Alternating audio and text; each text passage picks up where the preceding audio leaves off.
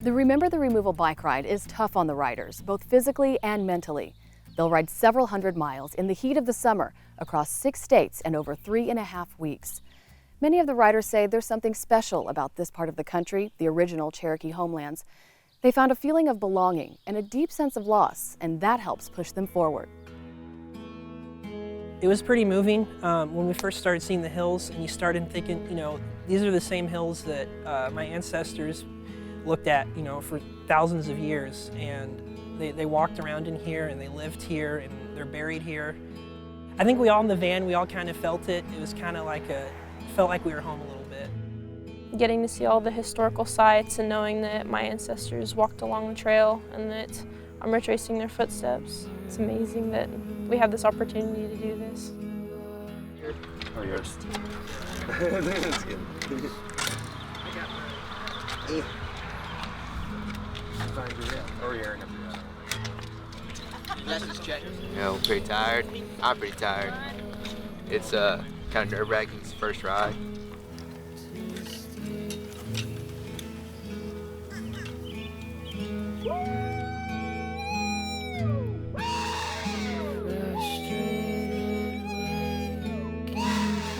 We have a small prayer normally, and then we do the war call. It's kind of like each of us calling for the challenge of the day, whether it's climbing a big mountain, whether it's a long day, whether it's the rain, or whatever the conditions may be. We're just making that challenge to ourselves and for ourselves. Woo!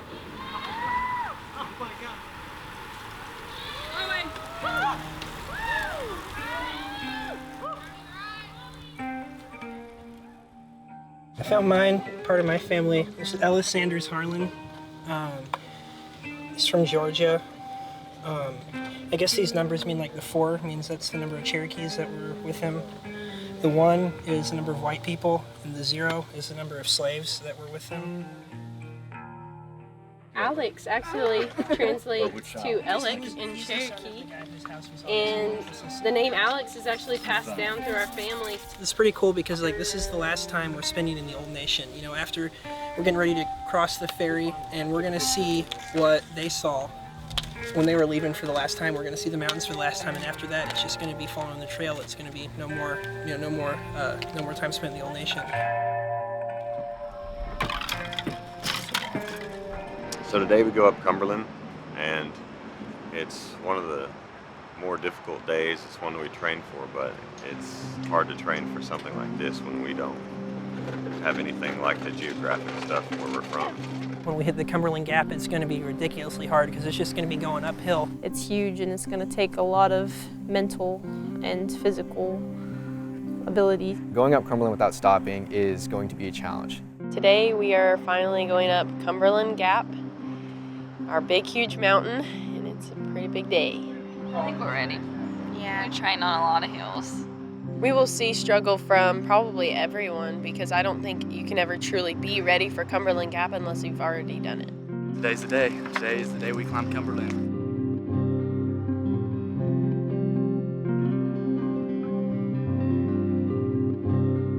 I'd be lying if I said I wasn't nervous really bad.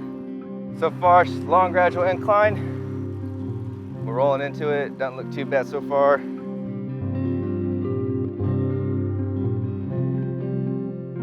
We're slowing down. I'm gonna lose my momentum. They weren't kidding about this being a big old mountain. Okay. Now it's getting pretty steep. Come on, baby. This is it. What I've been training so hard for. I'm tired. I want to quit. It's hard to be in the back because, well, you're working a lot harder.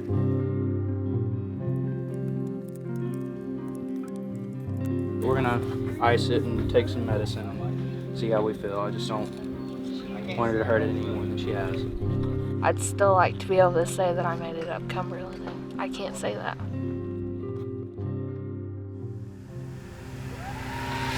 Wasn't as bad as I thought. Cumberland Gap has officially been accomplished and conquered. When we finally realized that it was the last downhill to Cumberland. I just tucked in real hard, took off pedaling, got around. I was amazed. I didn't think I was gonna break 50, but I checked my max speed and it was at 55.3. So. Come on, baby. Come on, we can go faster. Come on.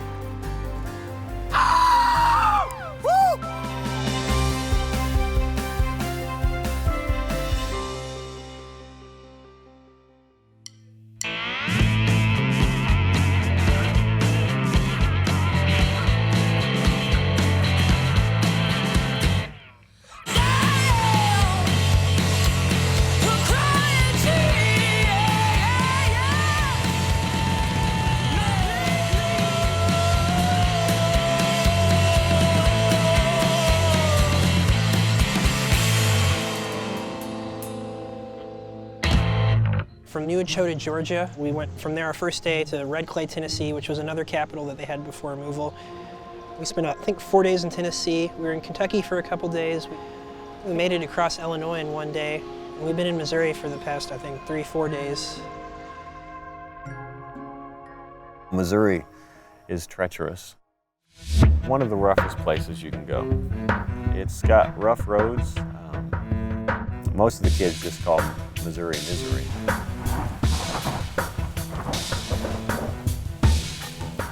You're going through big hill changes, but not mountains, just constant hills.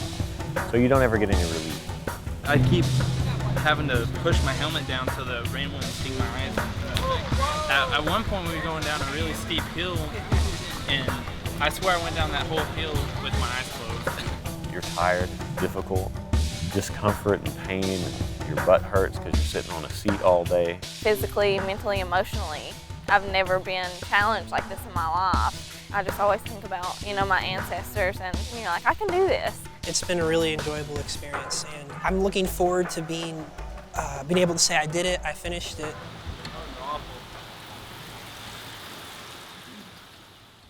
Most emotional thing was Mantle Rock.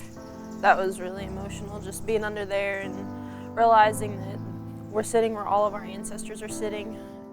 It's the largest, natural freestanding arch. What was so significant about that was it was where the Cherokees camped. They were waiting to cross the river because it was iced over, and a lot of them died there. When we got there, it was way more powerful than I ever imagined it would be. We all just sat down on the ground and just took a minute to reflect. We were all crying by the end of it, and it was just, that hit me the most. It was just really emotional, and I try to put myself in their shoes, and I can't imagine going through that. For me, it's always been that trail. It breaks you down. You're like, they made them walk where the buffalo herds were. It just kind of makes me a little angry. That was something very special. Just being able to lay there, and I laid down under the rock and knowing that they had laid there, 177 years ago. It was a sight to see.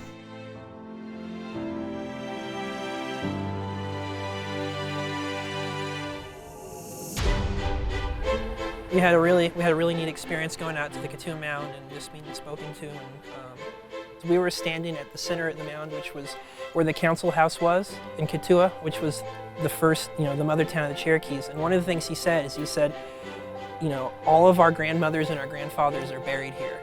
And that really sunk in, and I never felt connected to a place before like I had that, because, not just my grandmothers and my grandfathers, but everybody in that circle. The Cherokees, as they were leaving, they got one last glimpse of the mountains, and they turned around and said thank you to the mountains. And I felt that. I was like, whoa, it's amazing. I feel like I know so much more about where my people came from. We've all become one big family again, like we were at the beginning. We were all Cherokee, now Eastern Band and Cherokee Nation, but as a team and riding again, we're all just Cherokee. You see them changing, every day. They're starting to become different. They've experienced too much, and they're not the same little kids that we picked up in Oklahoma.